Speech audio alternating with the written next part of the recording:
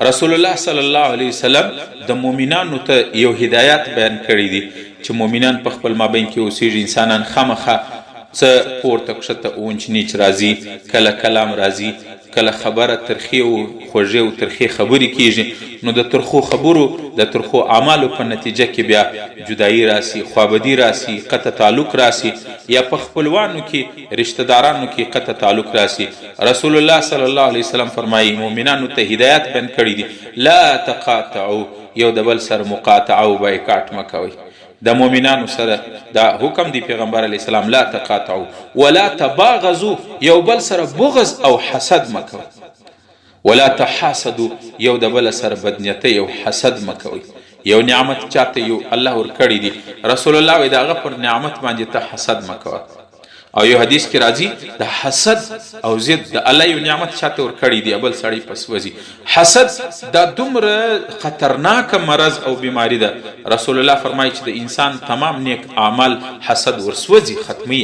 ان الحسد لتأكل الحسنات كما تأكل النار الحطب. پیغمبر علیه السلام وایي حسد او ضد بدنیتی د مسلمان سره کول د انسان نیک عملونه داسې سوځي لکه تیز او ګرم اور چې نری نری لرګي او کاغذ سوځي. په دې وجه پیغمبر علیه السلام وایي لا تحاسدوا، یو د بل سره حسد مه کوئ. وکونوا عباد الله اخوانا، د الله بندگان ورونه ورونه.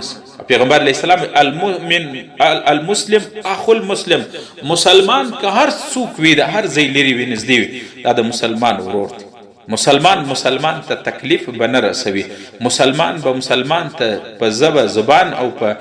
لاس باندې مسلمان ته تکلیف نه رسي، بلکې راحت به رسي، خوشحالي به رسي د هغه زړه. یو حدیث کې راځي پیغمبر علیه السلام کم چا چې د یو مسلمان زړه خوشحاله کړي، دې زما زړه خوشحاله کړي، دې ما ته سکون ورسوي، دې زه خوشحاله کړلم. په دې وجه نبی علیه السلام فرمایي مؤمنانو ته هدایت دی، لا یحل لمسلم ان یهجر اخاه فوق ثلاث. پیغمبر علیه السلام وایي هرگز دا عمل جایز نه دی چې دوه مؤمنان هغه دوه مسلمانان د درو ورځو څخه زیات هغه سلام سره بند کړي، یو د بل مخ واړي، یو د بل سره سلام او دعا نه کوي. نو پیغمبر علیه السلام دا د مسلمان د پاره کچا کلمه د لا اله الا الله ویل ده او رسول الله خپل رسول مني، پیغمبر علیه السلام وی د مؤمن د پاره حلال نه دی د مسلمان د پاره ایهجر اخاه فوق ثلاث، د درو ورځو څخه زیات د مسلمان سره سلام لمدول، مخ اړول، خوابدي کول. رسول الله وی دا زما د امتی کار نه دی. او د ډیر خلک مجبین ورونی قریبانی په کلو کلو باندې سلام نه سره اچي، په معمولی خبرو باندې. ازموږ پښتانه زموږ خلک په چیش خوابدي، ستا د زوی واده ګردو خلکو ته کلي ته دي پلانې ته دي ست کړی او ما ته دي ولې نه کوي په دې سلام باندې. اوله بنده د واده ډوډۍ او دعوت کول دا به د خپل واسه پوري او دا یو استحبابي عمل دی، یو سنت عمل دی. اوس په دې کې به هغه سړی یا به هیر وي یا به نه وي لیدلی یا به په یاد نه د مصروف بو، بس د سلام باندې زموږ په دا رقم خبرو باندې په دې هرگز سلام نه دی باندې چې د ماجد کار شروع تا پیسې ورکولې تا حصه کې اخیستله پر ما دې ولې غږ نه وکړي، په دې سلام نه بندي. بهرحال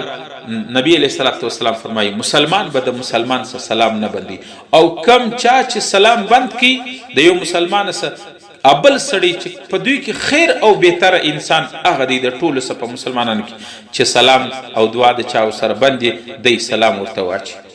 وخيرهم الذي يبدأ بالسلام، نبی علیہ السلام بهترین په مسلمانانو کې هغه دی چې په سلام باندې پیل او ابتدا کوي. والذي يبدأ بالسلام يسبق الى الجنه، او رسول الله فرمایي چې دوه کسان ناراضي چې کم چا د ناراضي ماته کله سلام ابتدا وکي د ټولو سمخ کې دغه سمخ کې ودی جنت ته.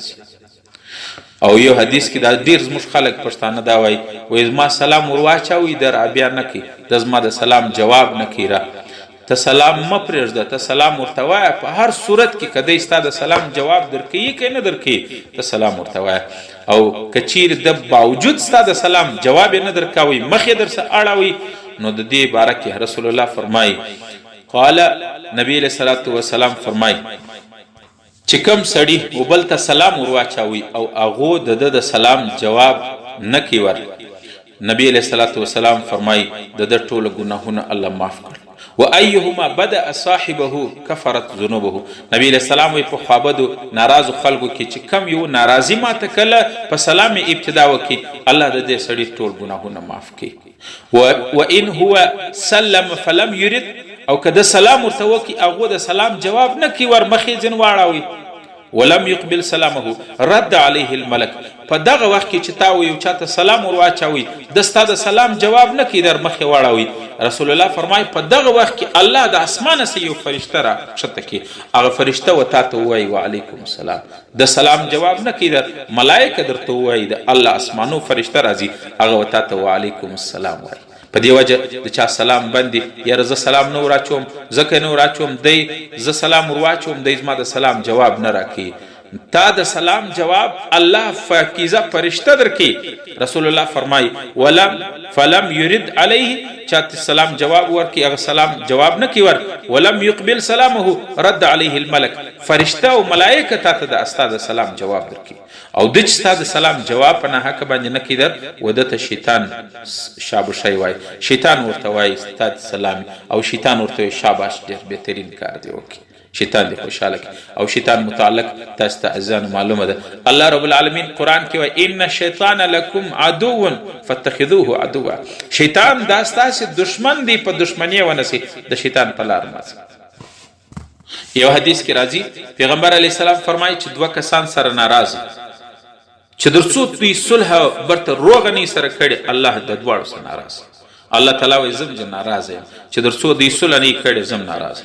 فإن تكلم كدوی خبر سره وکي خو الله راضي سي، والا اعرض الله عنهما حتى يتكلم، کدوی خبر نه سره کولې پر دغه ناراضي و الله مخزن اړي الله هم ناراضي، الله وایي چې درڅو تی یو د بل صلح نه کړي زم ستې دواړو سره ناراض. ایو حدیث کې پیغمبر علی السلام عجیبه حدیث دی، موږ ورونه قریبان په کلو یو د بل سلام باندې سلام نه سره وایي، حالانکه رسول الله صلی الله علیه وسلم فرمای من هجر اخاه سنه فهو كسفك الدم. ابو داود شریف روایت پیغمبر علیه السلام کم چې د خپل څوک چې د مسلمان ورور سره یو کال مسلسل سلام بند کې دا دی لکه د سړی چې قتل کی، لکه د قتل چې څومره ګناه ده د قتلولو بې ګناه انسان قتلې دومره جرم، د یو مسلمان سره ناحقه یو کال پورې سلام کلام بندي رسول الله وایي دا داسې دی لکه قتل چې دی.